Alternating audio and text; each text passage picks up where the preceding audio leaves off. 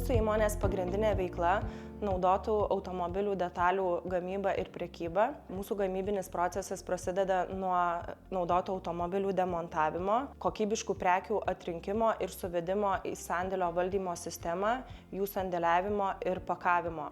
Vertė, kurią siūlome savo klientams, yra išskirtinės kokybės prekės, tik originalios naudotų automobilių detalės už patrauklią kainą. Iki skaitmenizacijos susidūrėme su daugybė įvairiausių iššūkių, pradedant ilgų klientų aptarnavimo procesų, nes neturėjome tikslių žinių apie sandėlio likučius ir turinį, iki visiškos priklausomybės nuo darbuotojų, kadangi jie savo galvose turėjo visą informaciją apie prekes ir apie vidinius įmonės procesus. Iš esmės, dėl nulinės skaitmenizacijos buvome pasiekę savo galimybių ribas, nors idėjų ir užmojų turėjome daug. Įsidiegėme individualizuotą sandėlio ir verslo valdymo sistemą Rekar, kuri leido išgryninti procesus ir stebėti prekės kelią nuo jos įvedimo į verslo sistemą iki pardavimo. Taip pat leido išgryninti procesus, matuoti jų našumą bei pačio verslo efektyvumą. Rekar sistema mums taip pat leido skaitmenizuoti pardavimus ir pasiekti savo klientus visame pasaulyje per tokias pardavimų platformas kaip eBay, Amazon, Dalys LT, RRR ir daugybė kitų.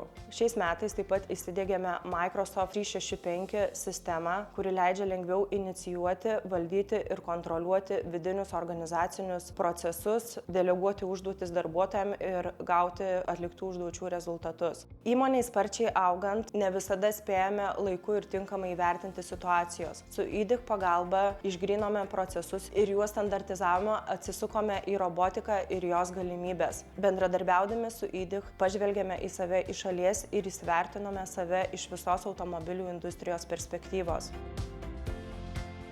Su GTV, kai susipažinom, buvo pati pradžia, iš tikrųjų įmonė evoliucionavo, atrodo, kad turi kažkokius tai skaitmenizavimo sprendimus, bet jie nėra sujungti į vieną. Mūsų turbūt pažintis ir buvo nuo to, kad pradėti eiti kartu, ieškoti tam tikrų galimybių ir kad investicijos skaitmenizavimo srityje nebūtų nukrypusios į šoną, o tiesiog, kad tai būtų tikslinga, tvaru ir kad žinotų, į kurį tikslą eina ir ką nori pasiekti. Šiai akimirkai tikrai yra jau sėkmingai įdiegtų naujų produktų skaitmenizavimo sprendimų ir aš manau, kad ateityje dar tobulėjimą bus tikrai labai stipriai, nes įmonė jau yra laimėjusi keletą ir Europos struktūrinės paramos priemonių ir ta evoliucija, greitumas įmonės tik tai įsibėgėja ir kuo toliau, tuo bus greitesnis ir spartesnis įsisavinimas skaitmenizavimas visų sprendimų.